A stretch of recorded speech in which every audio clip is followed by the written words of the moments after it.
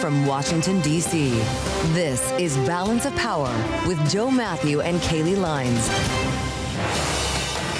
Less than 12 hours to go. Welcome to the Tuesday edition as the government careens toward an expected shutdown once the clock strikes midnight, but only after several votes take place this afternoon. I'm Joe Mathieu alongside Tyler Kendall in Washington. We thank you for being with us here on the Tuesday edition of Balance of Power. The president, Tyler, says nothing is inevitable. He was just asked in the Oval Office, but it's pretty hard to imagine a way out of this with the House not being in session. Right, exactly. President Trump saying himself that the government will probably shut down. We'll see how these last-minute negotiations end up going. If the government does shut down, it will be the first time since December of 2018 when we saw, actually, Joe, the longest shutdown. And that was under the first Trump administration. That's right. That was the record. So we'll have something to compare this to. There are a lot of questions, as Tyler, as we've spoken on the program, about what happens once it's closed. How do you reopen it? What would be the motivator for Democrats in this case? We're going to talk about this, get the latest from Laura Davison, our deputy bureau chief, and then we'll have a conversation with Congressman Mike Lawler, the Republican from New York, also watching the clock here, having already passed, we should note, a clean CR that Republicans authored. It did not pass the Senate, nor did the Democratic version that came out shortly thereafter. So we are looking potentially at a shutdown just after midnight. Right, and importantly also, that clean CR would only fund the government until November 21st. So that's again, right. We are still continuing this conversation about kicking the can down the road. Also worth mentioning that, of course, we're watching for the economic impacts here. Our analysts at Bloomberg Economics say that this shutdown in particular is raising the stakes on those impacts. Well, and imagine we might not see our jobs report on Friday. I'm actually deeply curious to see what Congressman Lawler, who's on financial services, thinks about that. So we'll get to it all coming up after a look at Wall Street. Let's get a quick check on the markets here. Charlie Pellet is at World Headquarters in New York. Charlie? Hi, thank you very much. Quick check indeed. Also keeping a watch on the Dow, the S&P, and NASDAQ, because we have got hours to go, 3 until we wrap up the trading month of September, then on to October. Here's where we stand. S&P right now down 8, drop there of 0.1%. We've got the Dow down 114, down 0.2. NASDAQ right now down 0.2. 10-year at 4.12%. Ahead of a shutdown. We've got gold, spot gold up $13 the ounce, $38.47 right now, up by about 0.3%. West Texas Intermediate crude down 1.1%, $62.72 a barrel. On a down day for the equity market, we do have drug stocks advancing. Pfizer, case in point, up 4.6% right now. Lilly up 2.6%. Merck up by 4.8%. You heard the announcement here on Bloomberg from the White House. Pfizer will sell some drugs at a 50% average discount on a direct-to-consumer website called Trump RX. Recapping, S&P down 0.1%. Balance of Power continues right now. And back we go to Washington. Once again, your hosts, Tyler Kendall and Joe Mathieu. All right, Charlie, many thanks. Live at World Headquarters in New York. Charlie will have more on the markets coming up in just about 20 minutes' time. As we follow the beat here in Washington, thanks for joining here on the Tuesday edition alongside Tyler Kendall. In for Kayleigh Lines, I'm Joe Mathieu. We don't want to waste time. We want to get right to the Congressman. Mike Lawler is with us now. Of course, the Republican from New York 17th. We spent a lot of time talking about everything from SALT to, yes, government funding. And here we are again, Congressman. Thank you for joining us on Bloomberg TV and radio. The conventional wisdom is we shut down after midnight, and I'm assuming you don't see a way around it. What comes after the shutdown? Well, unfortunately, it looks like we are barreling towards a shutdown because Democrats like Hakeem Jeffries and Chuck Schumer have changed their position entirely on keeping the government funded and passing clean CRs. Whether it was Joe Biden or Donald Trump, I have voted for every single CR to keep the government open and funded while we negotiate a final appropriations package. I think it is foolish to shut down the government. It is going to create chaos in the markets. It will create chaos for the American people, especially those who rely on the social safety net, border security, our military, veterans benefits, et cetera. This is entirely unnecessary and does nothing to actually further the work of the American people. It is pure political posturing by my Democratic colleagues because they are not in the majority. And from my vantage point, that is not what you do. I was against it when Republicans wanted to shut down the government. and I'm against it here when Democrats want to do it. So we will see what happens over these 12 hours. As you pointed out, Republicans passed a clean CR through the House. The bill is sitting in the Senate at the desk. It can easily be taken back up right now and passed. And Chuck Schumer refuses to do that, despite his many pronouncements in years past about the need to pass clean CRs and not pound your fists and stomp your feet when you don't get your way. So, Congressman, I hear you on the future of a potential clean CR, but do you see any room for negotiations here when it does come to those expiring Obamacare tax credits? We did hear from House Speaker Mike Johnson in an interview this morning saying that there might be some negotiating room, but that would have to happen after a funding bill is passed, since the tax credits are going to expire by the end of the year.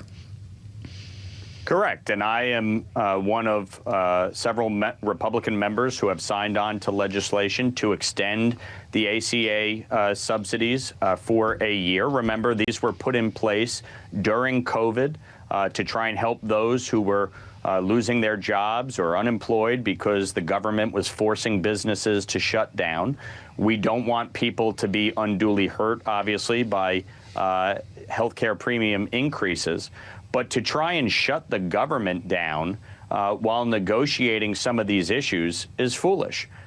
We can easily keep the government funded through November 21st, finalize all appropriations for fiscal year 26, and come to an agreement on these ACA subsidies for the next year or two. There's no reason to shut the government down in the middle of those negotiations.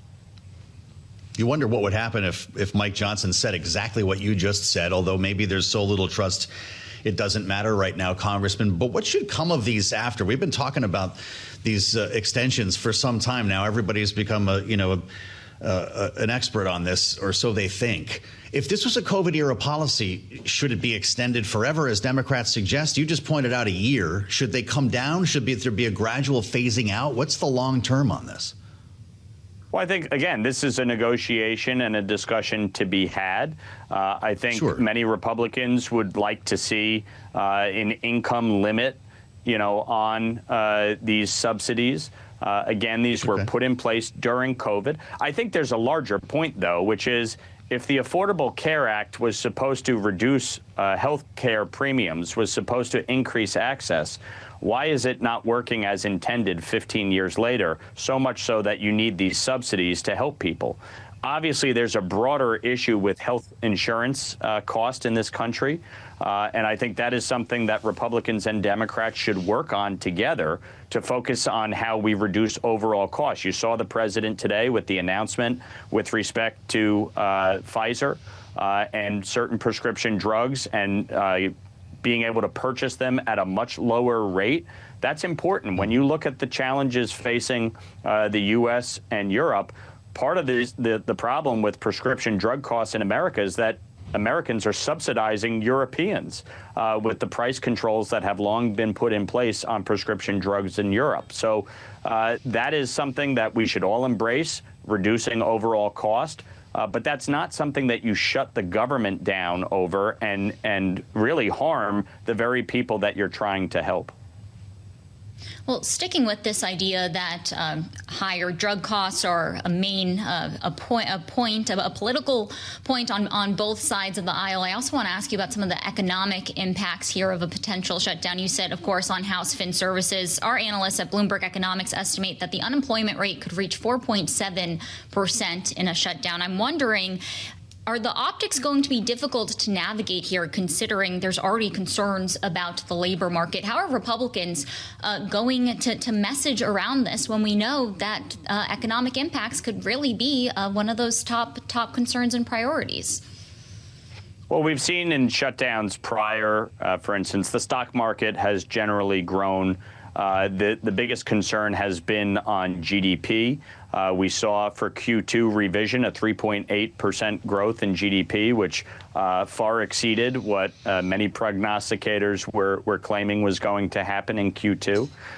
So, certainly the economy is moving in the right direction. We got the tax package across the finish line. That was critical for tax certainty. We don't need a government shutdown to create unnecessary chaos as we are working to enact critical policies that move the economy in the right direction, that create jobs, that create wealth and opportunity. And so, look, unemployment obviously is a critical issue. We don't want to see layoffs. We don't want to see uncertainty in the market.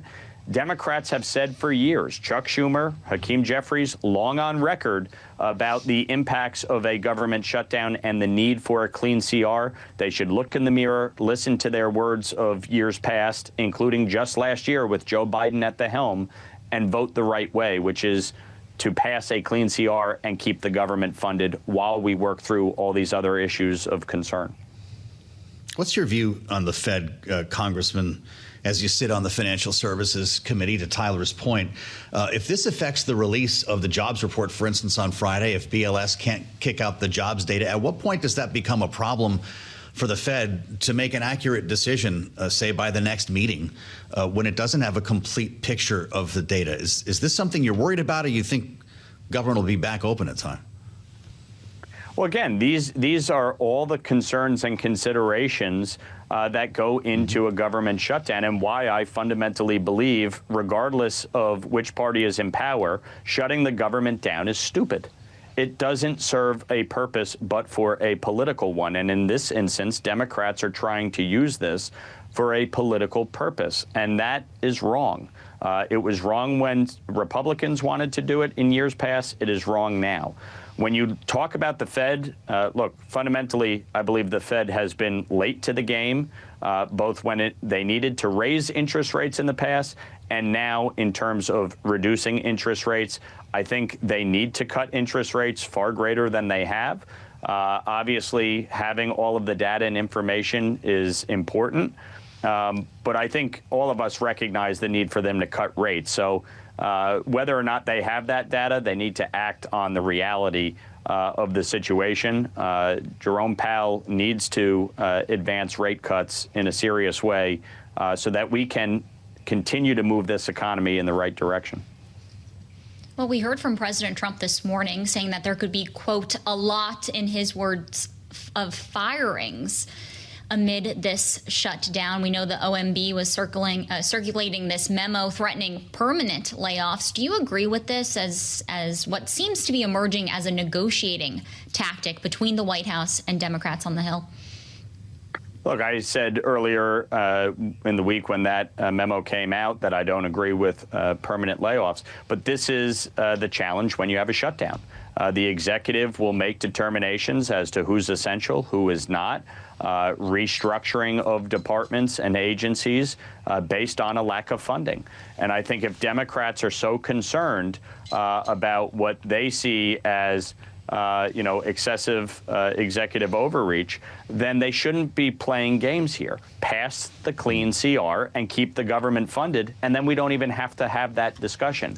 But unfortunately, they are playing games here and changing their previous position.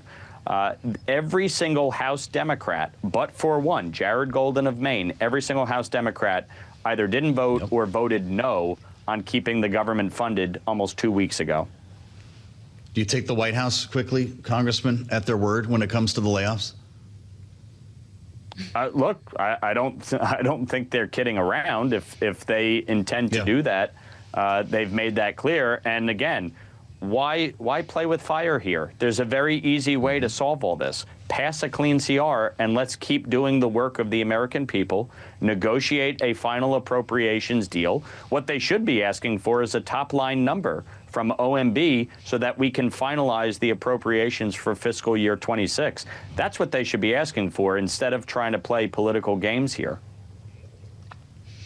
All right. Republican Congressman Mike Lawler of New York, thank you so much for joining us here on Bloomberg Television and Radio today. And for more analysis, we're lucky to say we're joined now by our Washington Deputy Bureau Chief Laura Davison. She's here with us in our D.C. studio. So, Laura, we've been talking a lot about the politics of this shutdown fight, but I'm wondering if you could just take us through the procedure. What are we actually going to see as we get closer to this vote tonight and that 12:01 Eastern deadline. So we have two parallel processes playing out. One, what's happening on Capitol Hill, which is right now a lot of talking at each other, not talking to each other. There will be more press conferences later this afternoon, and as the hours tick on to midnight, we will see another vote on a CR. It is likely that will fail, and then it will hit midnight, and the government will shut down. At the agency side, they are busy scurrying around, going through all of their shutdown procedures. Right about now, about a half day before the shutdown set to go into effect, they are basically each employee is figuring out, what work will get stopped for an undetermined amount of time, what work will continue. They have to sign paperwork.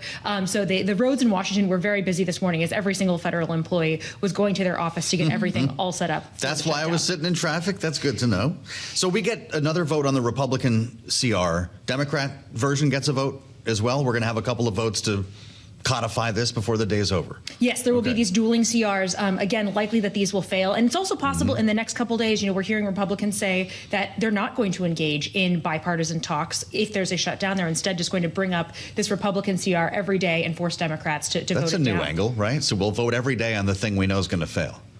That's what they're saying. I mean, wow. it's sort of a tactic. It's a hardball tactic to get Democrats to try to cave on this. Democrats say that that's not what they're doing. We heard Chuck Schumer say, "Look, we're not going to be bullied into this." The question is, when it's 2, 3, 4 weeks out, who's the first one to blink? Well, we also had reporting that Schumer was potentially floating an even shorter stopgap measure, 7 to 10 days. But then yesterday he came back from the White House, and it appears that they're now abandoning that idea. Is there any sort of discussion happening right now about maybe a small extension just so that they can keep negotiations going? That is sort of the one escape hatch they have in their hand. If they want to do that, they can get that through the Senate quickly and then have the House essentially approve it even when the members aren't here. The problem is that no one seems to want to sort of offer that up yet. They also, when you do these short, very short term continuing resolutions, just a couple days, you generally know that you are on path to have a deal at the end of that period of time, and you're operating good faith. Right now, there is no good faith, and it's all bad blood in between the two parties. Boy,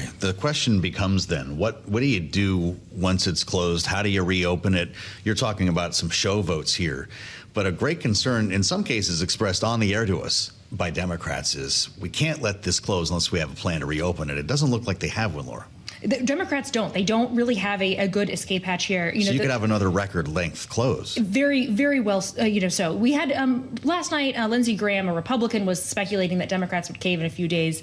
We'll see where that lands. The issue really is a short-term shutdown isn't that damaging. People will get back pay. The workers who are furloughed, CBO just came out with a report saying 750,000 workers. It's roughly about a third to 40% of the federal workforce will be sent home, but about 60% will have to continue working without pay. Okay.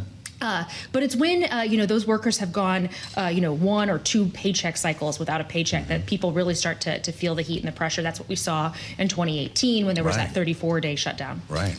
Right. I also believe our analysts at Bloomberg Economics say that if this is resolved by mid-November, we're not going to see any impact when it comes to fourth quarter GDP. But ultimately, if this extends beyond, then the stakes get higher and higher. Of course, at the center of this, as we've been discussing, is the future of those Obamacare tax credits.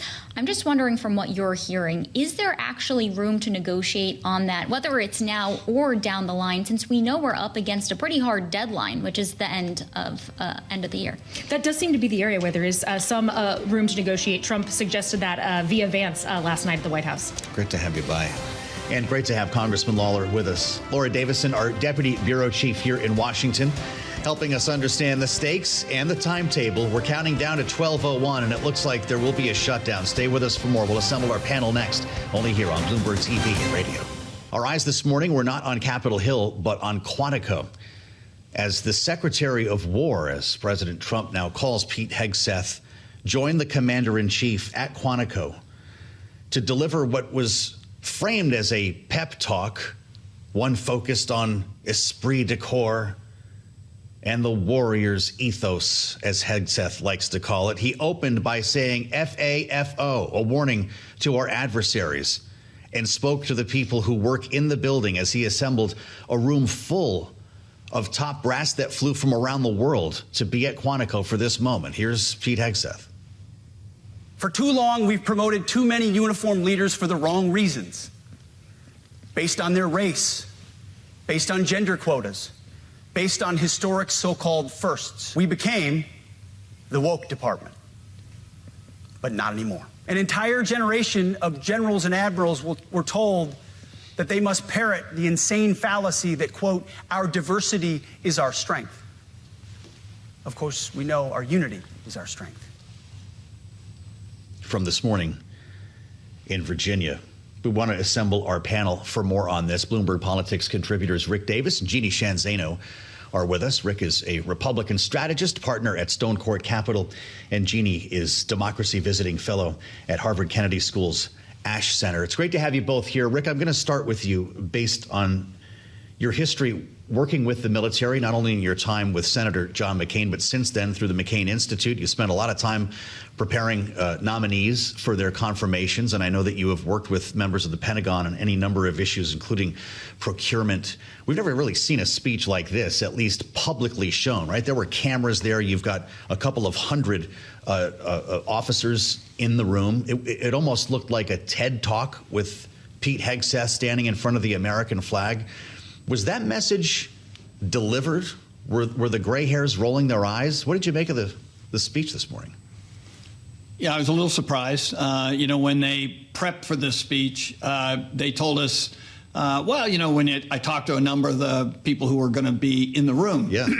And they said, it's probably articulating a strategy around this new Western Hemisphere concept they have about homeland defense, maybe roll out a little of the Golden Dome concept. I mean, things that actually would have been instructive for a group of general staff members, generals and admirals from all over the world.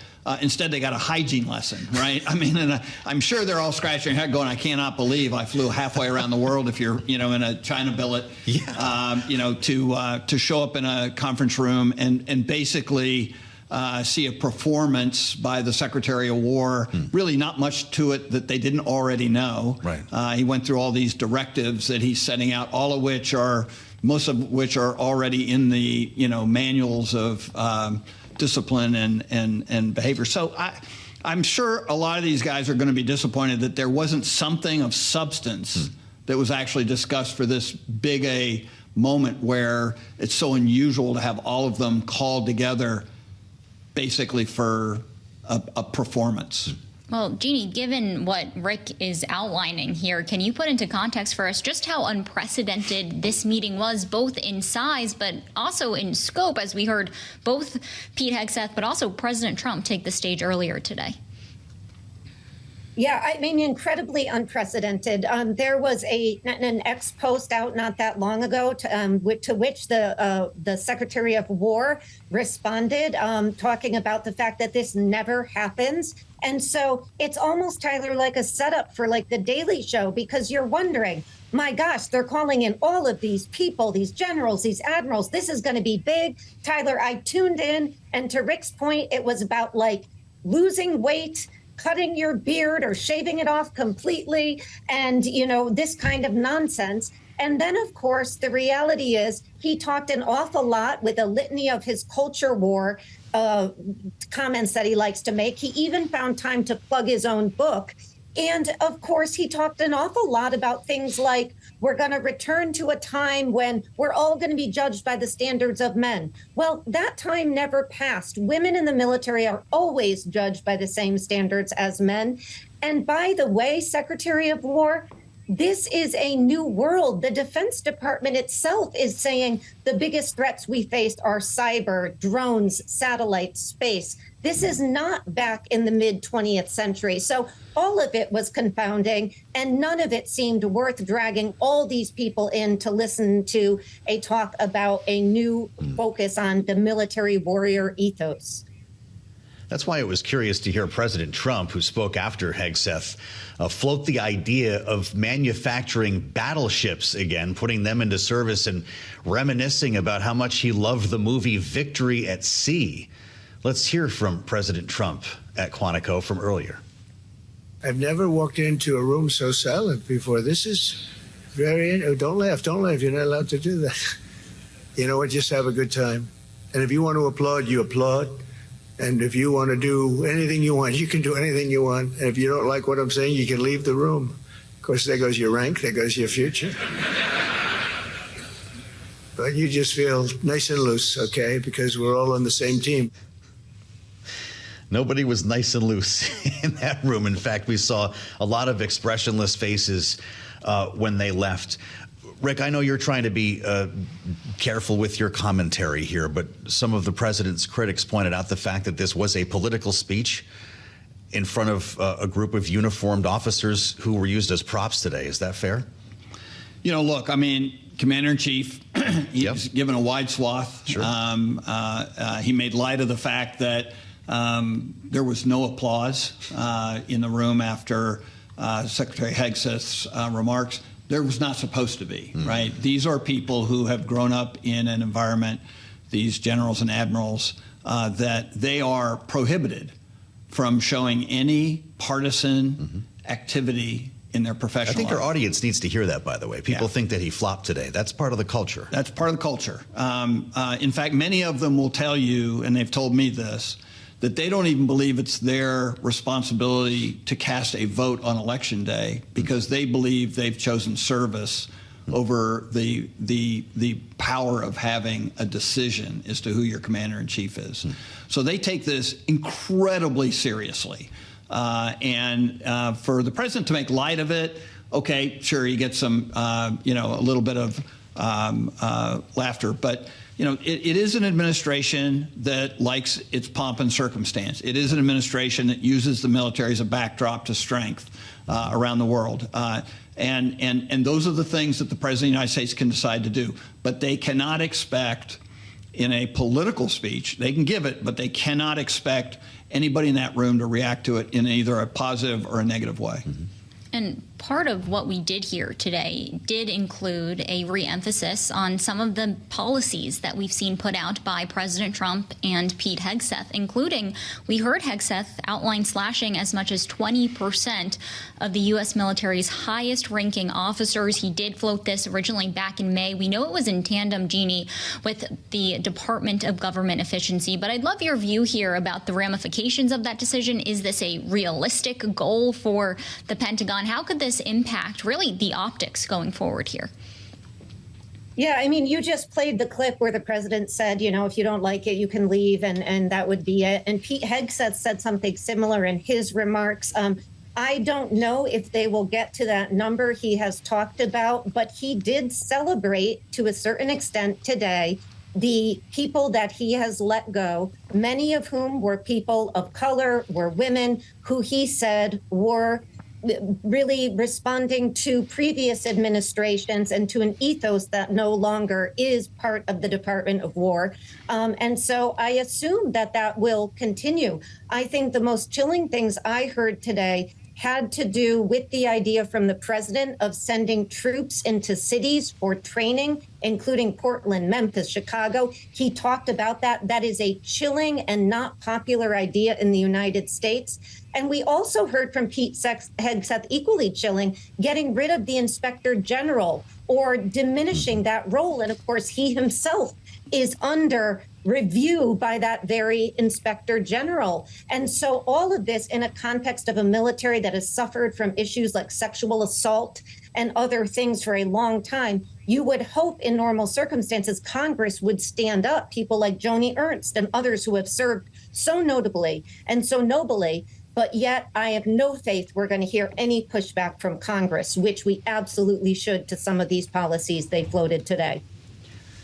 Rick, we've only got about a minute left. The president made the point of, and he repeated this a couple of times, enemies foreign and domestic. Domestic, he said, that's part of the oath. And I won't be the first president to use the military to keep our streets safe in this country. As we see troops now deployed to Portland, in a headline, the governor of Louisiana asking for deployment in his state as well. How did the president square that issue today that we've seen so much debate around? Now, look, I mean, he preempted it by going out last week and declaring Antifa to be a terrorist organization. Yep. I mean, it's part of this overall war on America, and this effort started with immigration, and ridding our country of the murderers and the rapists, as he described them, getting rid of the real hardcore criminals. Yep. And now, a more domestic version of that by going after Antifa and other people who are protesting and causing either damage to property or other people. Mm-hmm. So it is a big gamble by the president to have this kind of military activity inside the U.S. All right. Rick Davis and Jeanne Zaino, our political panel today, both Bloomberg Politics contributors. We thank you. As always, stick with us. We have Congresswoman Suzan DelBene up next. This is Bloomberg.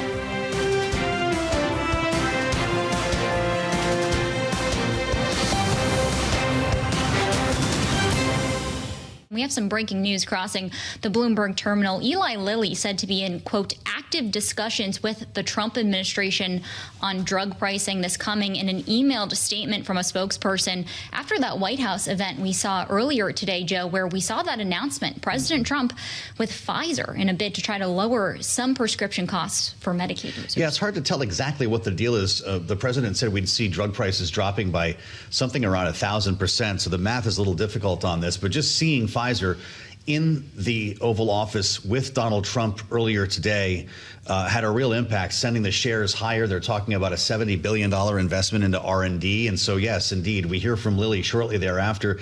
And that news as well, sending shares higher. Lilly stock is up about 3.5% to retake $750. So we'll keep tabs on that for you. Maybe it's the next company we see at the White House. Right, exactly. And it's shaping up to be, of course, a busy day in Washington, as it always feels these days, Joe. And of course, we are now on shutdown watch. We are less than 11 hours away from a potential government shutdown. We haven't really seen any indication from either side that they're going to step away from what really feels like the brink at this point. We saw this high stakes meeting yesterday at the White House. Republican and Democratic congressional leaders joined President Trump.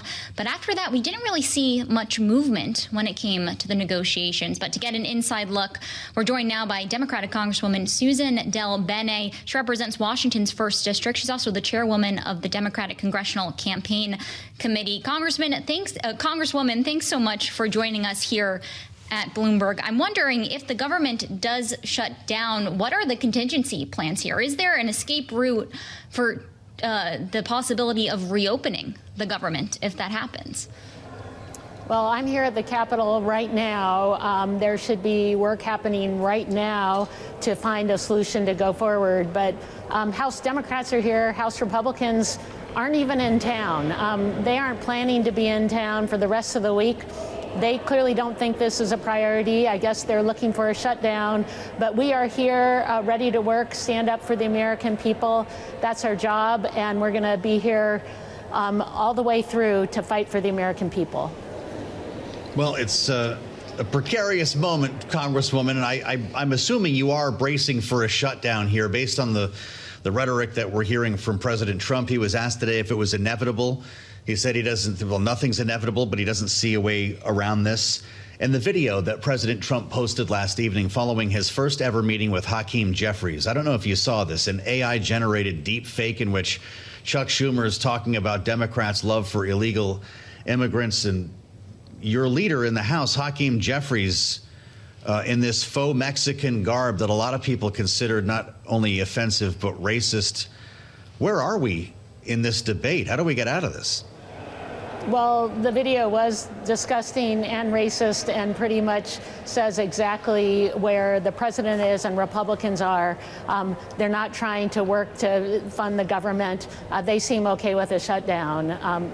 We need folks, we need leaders who are going to listen to their communities, who are going to come to the table, who realize that millions of people are losing health care and going to see costs skyrocket because of inaction from Republicans. We're hearing it from all over the country. If Republicans were listening to their communities, they'd come to the table and make sure we protect health care and we keep the government open. That's why we're here. We're ready to work. Republicans seem disinterested, and the president definitely seems like he wants a shutdown. But Congresswoman, just how hard would it be for Congress to pass an extension when it comes to the Obamacare tax credits? Realistically, how long do you think negotiations would need to last? Are we talking about weeks here in order to get a deal?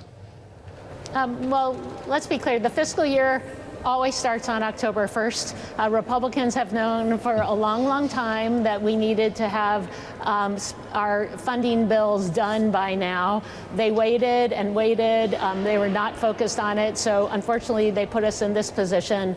And what they need to be doing is working to make sure that we are putting the priorities of the American people first. And in particular, when we talk about health care and the premium tax credits for folks who get their health care from the Affordable Care Act exchanges, premium notices are going out in October. Open enrollment starts November 1st. While they're out of town and not interested, we actually know that premiums are going to skyrocket for people all across the country. In my state, about 80,000 people are expected to lose health care because we're going to see a 65% spike in premiums for folks on the Affordable Care Act because the tax credits are not being extended. This isn't something that can wait till later. This is something that's happening right now. The number one issue across the country that people want to see is costs going down. Affordability is an issue. Republicans are asleep at the wheel. They have done nothing to help address the needs of American families, and their actions have raised costs. Food, health care, housing, all going up under the actions of Republican Congress and this administration. We spoke, Congresswoman, before you joined us with Mike Lawler, your colleague from New York, Republican, of course, serving in a blue state. And I was interested to hear what he said as lines are drawn here, right? Everybody's playing the blame game.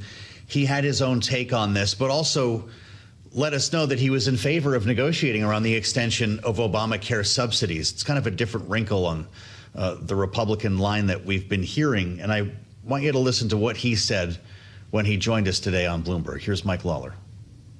I think it is foolish to shut down the government. It is going to create chaos in the markets. It will create chaos for the American people, especially those who rely on the social safety net, border security, our military, veterans benefits, et cetera. This is entirely unnecessary and does nothing to actually further the work of the American people. It is pure political posturing by my Democratic colleagues because they are not in the majority. That was just a couple of moments ago, Congresswoman. How would you respond to him? Well, first, I'd respond that Republicans have the majority in the House. In the Senate, they have the White House. They are in charge of everything. If he actually thinks the priority is to support working families, keep the government open, surprised he's not right here in Washington, D.C. We just had a pro-farmer session. Republicans weren't there. Empty side of the House. We tried to bring up legislation. Republicans refused to recognize Democrats, shut the House down. If he and other Republicans really care about standing up for the American people, keeping the government open, how come they're not even here? Well, I am curious about perhaps what we're seeing as a messaging battle playing out when you had President Trump today over an hour speaking with reporters from the White House and announcing this initiative to lower some prescription drug costs when it comes to this agreement between Pfizer and also Medicaid. What do you make of that messaging and that push as the administration is trying to say that they're going to lower healthcare costs, and healthcare really is at the center of this debate on the future of government funding? First of all, I don't think we have any information on what he's planned. He's also talked about doing 100% tariffs on pharmaceuticals. So I don't know where he stands there at all, but I do know that he is not fighting to make sure that we are protecting health care across this country. It's actions of his administration. It's the big, ugly bill that he supported that has cut health care across this country. Millions of people losing health care. That's a terrible decision for our communities. It's also a terrible fiscal decision. We have hospitals already laying off people, rural hospitals that can close, services being pulled back because folks are concerned about where the resources are to help support our healthcare system. When we have more and more uncompensated care, more people are using the emergency room, that raises costs for everyone. So if you care about healthcare, you wouldn't have supported the legislation they put in place, slashing Medicaid, $500 billion cuts to Medicare, now letting the tax credits expire for the Affordable Care Act, all of this. we're hurting the American people. People are outraged across the country. If you want to help, come to the table, fix the mess that you made, and let's put the American people first. Congresswoman, we've seen when it comes to the extension of Obamacare subsidies, I want to ask you this question as not only a member of Congress, but as chair of the Democratic Congressional Campaign Committee. It is your job to get Democrats elected to the House. I'm looking at polling from Republican pollster Tony Fabrizio, who warned Republicans about what some are now calling the Obamacare cliff, that if these extensions were not made, it would in fact mean the difference in the midterm elections. From a Machiavellian point of view here, is that one way that you see Democrats returning to the majority in the House if this is not handled properly? Well, that's another reason why this isn't, just justifies why this isn't such an important issue for the American people. 65% increase in premiums in my state, 80,000 people losing health care just because the tax credit's not being extended. This impacts communities all across the country. So we have to put the American people first. Republicans haven't. Number one issue, costs going up across the country, tariffs, the big ugly bill. Republicans continue to raise costs, are not making a priority to lower costs. Is that a campaign issue? Absolutely. Democrats are running 15 points ahead in special elections across the country. We have great candidates who are going to put American families first, and it's a big reason why we'll take back the House next year. So do you feel what's playing out now in Congress is going to impact the midterm elections? What we're seeing today on Capitol Hill could have these long-term ramifications. The ongoing work of Republicans to rip apart programs that people depend on, rip apart health care, absolutely. You're hearing it from people on the ground already who want folks to stand up for them. And Republicans seem to only be focused on the wealthy and the well-connected. Last full government shutdown was in 2013. That was 16 days. The record was in 2018. Of course, in that case, I guess we call it a partial shutdown. The Pentagon and other agencies were funded. Congresswoman, there are a lot of Democrats who have worried if this happens, we don't have a plan to reopen it. And then you see Russ Vought on the other end of Pennsylvania Avenue. And many are wondering what would be more detrimental to Democrats and to the country in this case, a shutdown or mass layoffs of federal workers that could follow a shutdown. That's a pretty tough decision to make. How do you see it? I think actually you've described exactly where Republicans are. Instead of working for the American people and listening to the needs of American families, they're trying to think of what they can do to hurt American families more.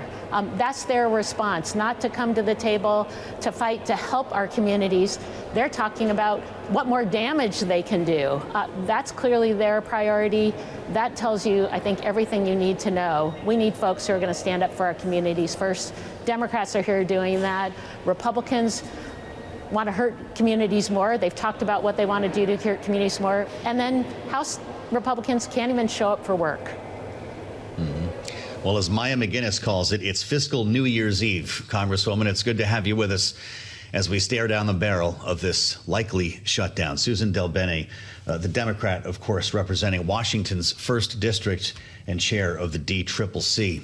This is it, Tyler. It looks like the countdown is real. I'm going to make my way up to the Senate. You'll be here in our bureau for a special edition of Balance of Power. Starts at 5 p.m. Eastern. Right, and we're going to speak with the lawmakers who are making these decisions really in real time as we gear up for this vote later tonight. That's right. 12:01. You've got it on your dance card. Don't worry. We'll have the countdown clocks for you as well. As Tyler mentioned, we'll be speaking with the stakeholders who are making these decisions and voting on this legislation today. We'll go through it together. Starting 5 p.m. Eastern, only here on Bloomberg TV and radio.